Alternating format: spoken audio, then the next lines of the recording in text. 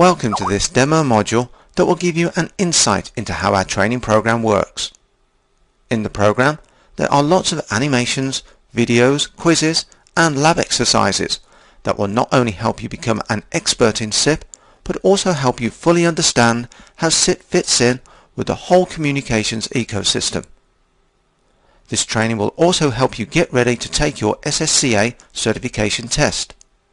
So, for now, here is a small part of the core SIP module from the course for you to enjoy. This core module is designed to give you a strong foundation on all of the major elements of SIP, so that you can then move on to the other modules in this course. We are going to look at the benefits of SIP or the Session Initiation Protocol, the basics of SIP, SIP components and SIP addressing, SIP servers and their operation, SIP client configuration scenarios, SIP messaging and SDP, the Session Description Protocol, SIP mobility, proxies and routing, MIME and SIP, SIP and the PSTN, back-to-back user agents, then a summary and a quiz.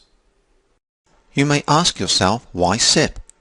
Well, listen to some of these comments and predictions and we think you will see why. SIP has changed the face of VoIP, said Nabil Damouni, Director of VoIP Strategy in Intel Corp's Mobile Group.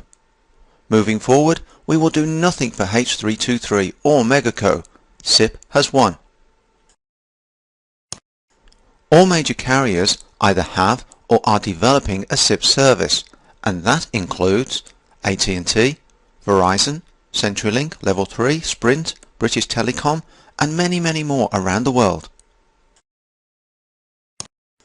Today, 13% of businesses around the world use SIP trunking, with this rising to 42% by 2018, according to research by the Eastern Management Group.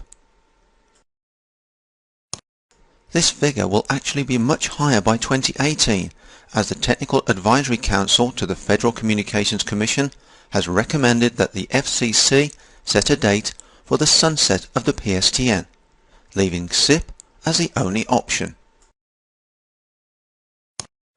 A new specification called WebRTC promises to change communication across the web, yet it lacks a signaling protocol.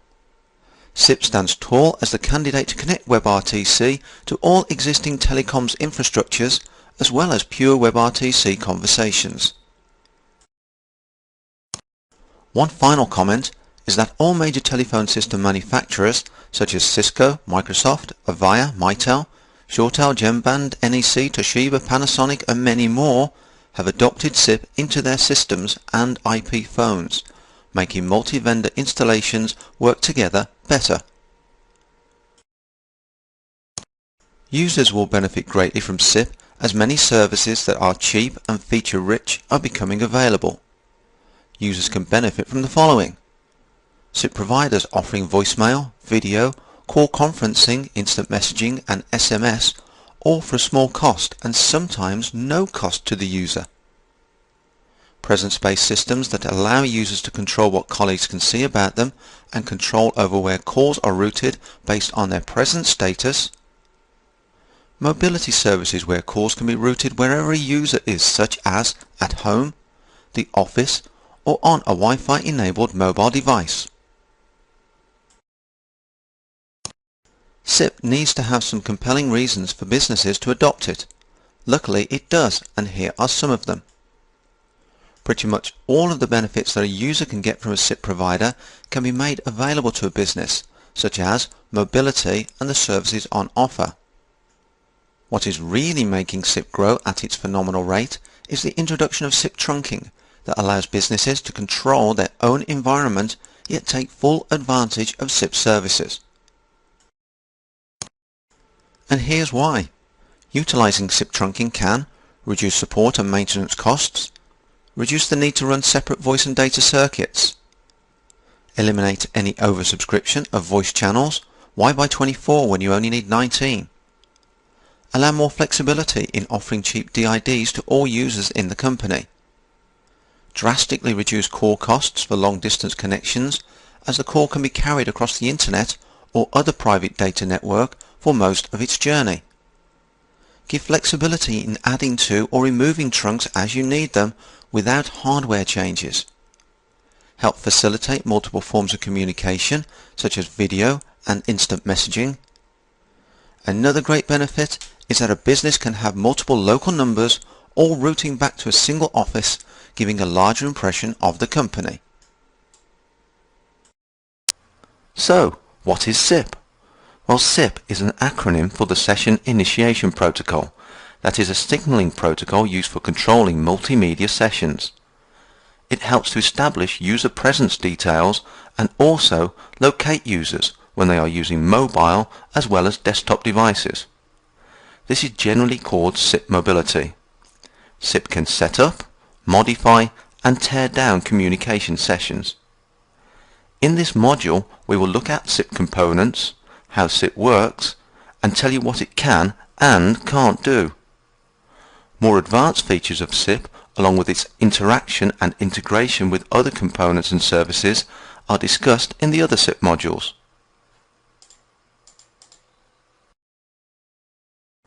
And for the official word on SIP, here's part of the overview of SIP functionality from the IETF's RFC 3261 document. SIP is an application layer control protocol that can establish, modify and terminate multimedia sessions such as internet telephony calls. SIP can also invite participants to already existing sessions such as multicast conferences. Media can be added to and removed from an existing session. SIP transparently supports name mapping and redirection services, which supports personal mobility. Users can maintain a single externally visible identifier regardless of their network location. The SIP RFC can be found at the link displayed. For more information on SIP and the IETF working groups, click on the link at the top right of this screen. And to discover what an RFC actually is, well, you'll find out on the next slide. This is a simplified view of the Request for Comments RFC process. And for more detail, please check out the link at the bottom of the page. If someone has a great idea for the Internet, i.e. a new signaling protocol, a new way to transfer files, etc., they can create a draft document and submit it to the Internet Engineering Task Force for review. It doesn't have to be an individual, as working groups and other gatherings, organizations are free to do this. This review process can take a while and have a number of iterations. If the draft is seen to be of value to the Internet and its community, then it is published as a proposed standard. After a period of stability and further testing in the field, it may then become a draft standard. Then, after it has been deemed to have reached a level of technical maturity, as well as providing a significant benefit to the community, it becomes a full standard and is assigned a unique number, i.e. RFC number 1925. As things move on, a standard may need replacing. In this case, the old standard keeps its RFC number and a new standard with a new number replaces it. In the world of SIP, the first standard was 2543, which was replaced by 3261. When it comes to understanding SIP, it's not just the main SIP RFC that you need to be aware of, as there are many other RFCs that have been published that build on and complement RFC 3261. In effect, the Big Book of SIP is a collection of all the main RFCs with a SIP element in them. You have to imagine this as a live book where older sections are replaced as new RFCs make older ones obsolete. The RFCs shown here are not the only ones, and you will see references to many more during this training program. The official documentation of all that is SIP is held at the IETF website, and these other sites from the Computer Science Department at Columbia State University, the RFC Index, and Packetizer really do help you find and analyze SIP RFCs. In order to keep up with all the new RFCs and updates to existing drafts, the SIP forum has a great page that details all the latest activity. Alternatively, you can use a search on this part of the IETF website for SIP and select whether you want to see full RFCs or drafts. Just like HTTP, the Hypertext Transfer Protocol, SIP is a textual-based protocol written in an ASCII format that is human-readable and is also based on the client-server model. Requests from a client device are sent to a server device, which then responds to the client, just like the way a web page request response works. This request invokes a method on the server, which normally makes something happen. You will encounter working groups, which are created by the Internet Engineering Steering Group to work on a limited.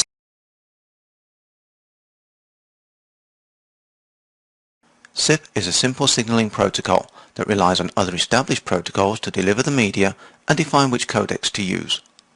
In this diagram, you can see that SIP lives at a layer above its transport protocol, UDP, that of course runs over IP.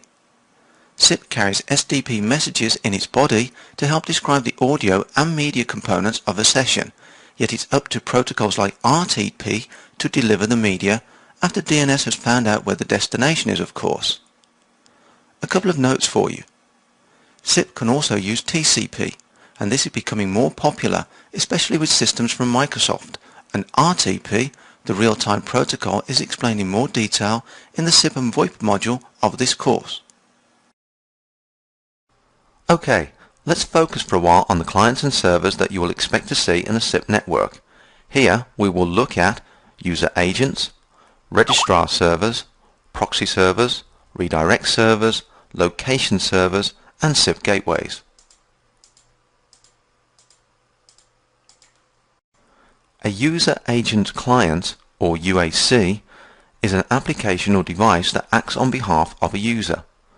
The UAC will initiate a call, and the user agent server, or UAS, will receive the call. You will find that user agent clients are also user agent servers, so they can both initiate and receive calls. In a true SIP environment, you could configure two SIP devices to communicate directly without the need for intermediary servers. Let's look at what SIP actually does when a call is made. Once the user has dialed the destination number, the UAC will send an invite message to the destination device. If the destination device answers, it will return a 200 OK message to say that this has happened. The caller will then acknowledge this event. Now, voice, video, or whatever can pass between the two devices. When one device hangs up, it sends a bye message, which is responded to with a 200 OK message. The call is now complete. This is a diagram that shows you all of the major components of a SIP network. It is an overview, and all of these services will be explained in more detail during the course. Here we have user agents, such as a SIP VoIP phone, a wireless PDA, or a soft phone. A SIP proxy to assist in the discovery and setup of the session between user agents. A SIP registrar that user agents use to register their current location on a network. A SIP location server contains the registered location information. Usually, the registrar and location services run on the same server. Another SIP proxy is used here to again assist in the session setup. More SIP user agents on the remote network. A SIP gateway will translate signaling and probably media as well, so that SIP devices can communicate with legacy devices.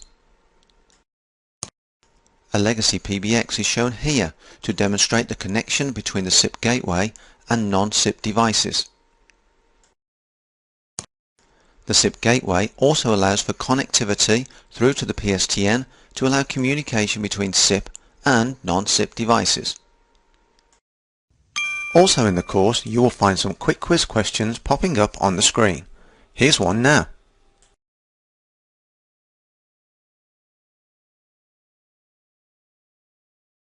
Okay, that's just a small part of this core module. So if you want to start on your way to becoming a SSCA Certified Associate, then you'll need to purchase access.